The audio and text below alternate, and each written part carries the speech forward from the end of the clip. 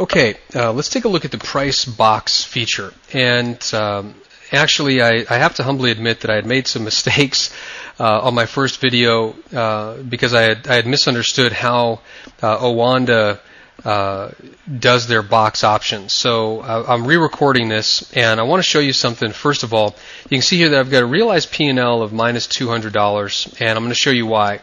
We'll go over here to the Euro US dollar. What I was doing was I shot a very short video. Let's go ahead and I'm going to zoom in here. What I was doing was illustrating how you could use a box option for a short-term move in the market. And what I misunderstood about Owanda's box option, contrary to some of the options that I've used in the past with the Forex, was based on the price. All it has to do is break into this box at all. And I'll get into the reasons why. So this was a little bit of an error. You can see that I've got, that's what this realized P&L is for. I've got two other options now that I realize I have on in error because I misunderstood what was going on. But, you know, this really should just illustrate the point that you should always make your mistakes in a demo account. Never, never, never try and do things that you're unfamiliar with or you've never done before with live money. I mean, think about this. I would have, literally almost $1,000 committed to trades that were in error, which is not a good thing.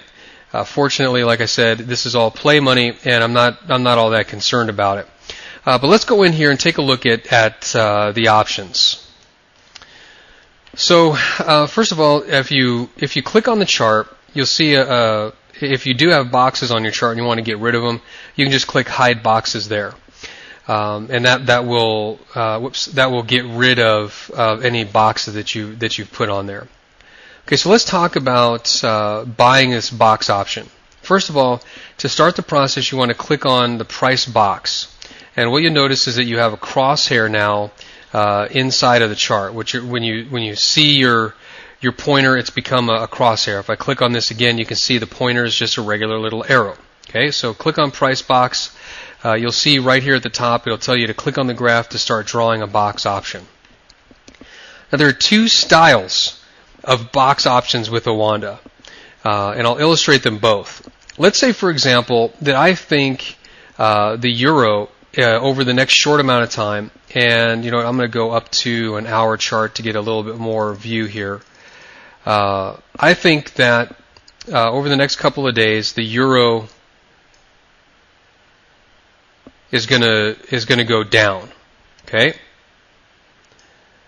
and I think it's going to stay below 37.66. I don't think it's going to get above this price. Now, what this means is that I want it to miss. Okay, you see this miss? I want it to miss this area. And what this means with this box is that the price is not going to get anywhere inside of it.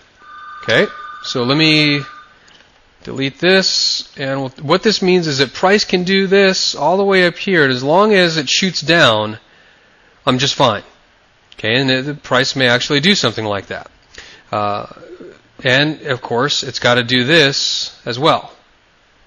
Okay, it's got to stay outside of the box. Right? Go ahead and erase that.